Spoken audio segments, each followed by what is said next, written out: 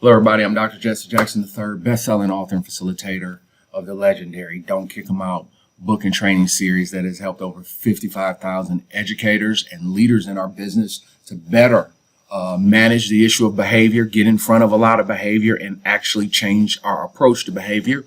What we're talking about here is understanding the dangers of the fighting cycle that's going through campus now. It was very predictable. If you understand trauma and trauma's impact on people, you can start to see the predictability of aggressive behavior in many situations. This is not a color-based thing. It is about fully understanding what we call trauma residuals. So it's pretty predictable that we would see this stuff cycle. I've been talking about it since 2005, and everything I've said has continued to get worse while people have tried to come up with theoretical ways to solve it. Folks, it's really only one way to deal with behavior, and it is a structure and personal development. You have to grow and teach the behavior you want to see. You have to create structure for the behavior you want to see. And when it comes to fighting, why are we seeing this rise in fighting on campus? It's just the brutal reality that the distress that people have been under, but the things they're learning about how to deal with your problems. See, this is the danger, and this is what I've been talking about the way we teach trauma or our approach to trauma. A lot of our approach to trauma has been enablement. It has been making a real heavy excuse-based culture. Just because you're angry or have a problem with somebody, that's not the route. Now, here's the thing. This is a power statement for all school admin. The truth is, we would like to prevent all fights. We don't want you fighting in school or out. We got to come to the brutal reality. I don't control where you live. So I don't want you fighting, but you're not fighting here. See, and that's, first of all, that's a mentality, and that's an understanding that the administration can infuse in the campus. I can count too many schools in violent neighborhoods around the United States. 3 come to mind, where they're in gang-infested waters. But on that campus, the administrator and their approach has made it very clear. Don't bring that mess in here. And they respect the leader and the infrastructure that the person has put in place. So it becomes down to structure, admin structure, right? Just dealing with the trauma. And if you're in a trauma zone school, that is a school where the community, where the trauma is going on in the rural community, suburban community, or inner city, doesn't matter. You can be a trauma zone school anywhere. That means the trauma of that community has come to school with the kids. See, that's not a Title I school. It could be, but that's not the indicator alone. Trauma zone is community based. What is happening in our community? What's happening in our community comes to our school every day. So if you are in a trauma zone, you are mandatory that you have to have a disciplined infrastructure. You have to have policy that supports what you're trying to do. Most folks' handbook is got to be 3 decades old, and it doesn't look like a post-COVID handbook. It doesn't look like a post-9/11 handbook where you can't threaten people anymore in America. And it amazes me with all of the things we've seen, folks, all of the death we've seen, all of the misthreats that we've seen, where kids have acted on what they said, that still to this day, I'll have somebody say, oh, he was just playing. I can't make this up. We'll be like, oh, it was just a fight. I'll never forget. This happened to me in the South. I had one of my coworkers a principal. He's no longer a principal. Surprise, surprise. Just horrible. I mean, absolutely horrible. Just a horrible judgment. The mother is telling him, my son's getting bullied or they're bothering this kid. All right. What did he tell her? That's just boys being boys. That's just boys being boys. You need to stop babying that boy. Wow. I just don't know why you thought that made sense. Now here, you might feel that way. Fine. Why did you think it was smart to say? Well, that didn't work out. See, this is what we're talking about. Now we'll make that statement, then something happens to the kid, and who's on the hook? That's what I'm talking about. Effective behavior policies, procedure, and program structure. This is something you have to train into your program. This is something that you have to be committed to, and you have to stay the course with the whole time. We have to learn management discipline in districts and schools. You have to be disciplined in your practice. And that's exactly what causes a lot of folks big problems. Their management is not disciplined. My successful schools are run like machines. There are accountability systems in play, and everybody knows their job and do their job. If you find a situation for me where you got a lot of blaming going on, right, and they're blaming each other. No, see, and people say, well, Jackson he'll try to. I don't have to play sides. Guys, when I know what's going on before I get there. Why? Because typically you called and told me.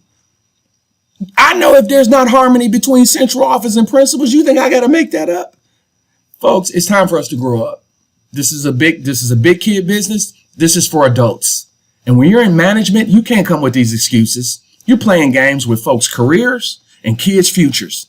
And that's really bad business. When it comes to safety and managing discipline, man, we got to be a little bit more serious because we're rolling dice with folks' lives and it's getting dangerous and the fighting is escalating. So I have clearly the way on this matter.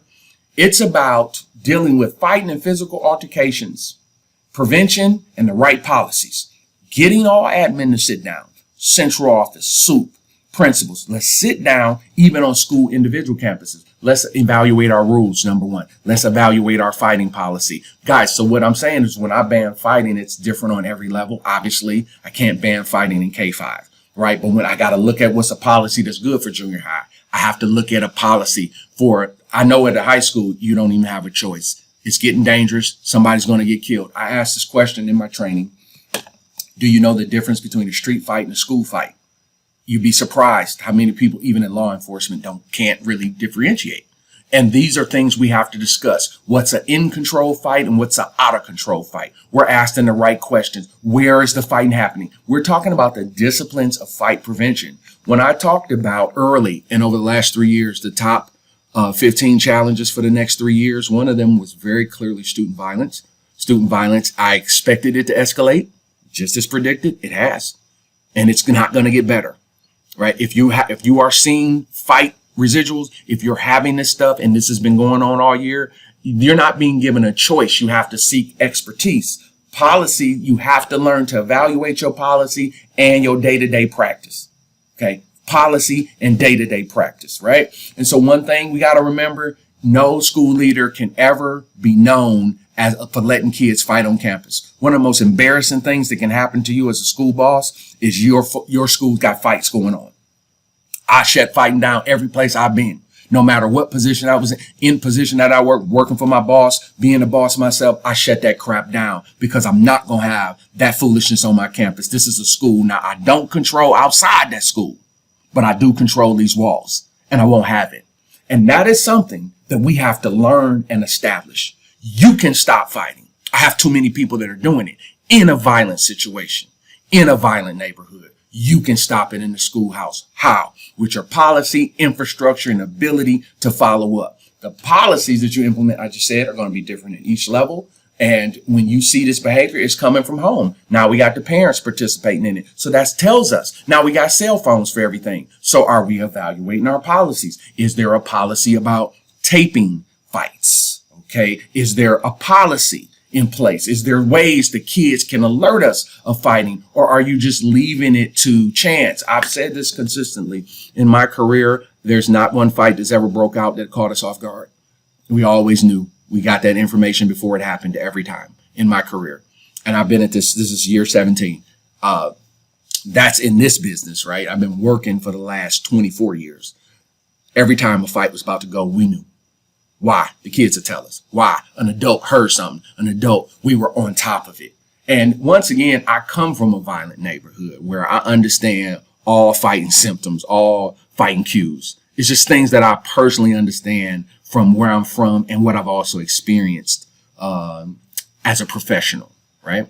So the thing is, why this training is the first of 3 in this next Don't Kick 'em Out series. Is about stopping fighting. It's about 1, fully understanding trauma residuals. 2, it's about emotionally understanding how to manage the student trauma. It's not going to go away, and kids got to learn how to solve their own problems. We got to get it there. We cannot leave it where it's my job to solve your emotional problems. That doesn't even make sense, right? That does not even make sense. And this is stuff we've been doing wrong for a long time, and we need to stop.